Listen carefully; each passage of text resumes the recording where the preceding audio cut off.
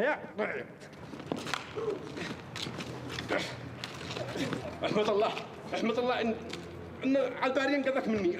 والله صورتك طايع والديك.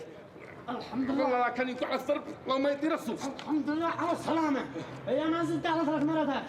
كلامها صحيح لانك قالت اني باسمه انك ضربت ابني واهنتها وقلت انني مكلفك. كذاب مرتك وانت عادك قليل عقل الحين بتصدق لمرتك من غير ما تتاكد. وسمن هذا ما فعل في يدك. ها ما فعل. مرتي قالت انك سبيتني. ها كذاب والله اني كذابه. انا بصدق كلام النسوان والله انك قليل عقل. ها وبعدين هذا مشو سميل هذا محواش. والله هذا بسبب أيوة. الكلام. اذا بيني وبينك انا اسف. انا اسف والله ما ان انا اعزك واحترمك والله. سامحني. هذا سامحني والكل. وهذا بيني وبينك الخبر. الاطفال ايوه اي ستوا ايوه تمام. والنسوان يتربوا.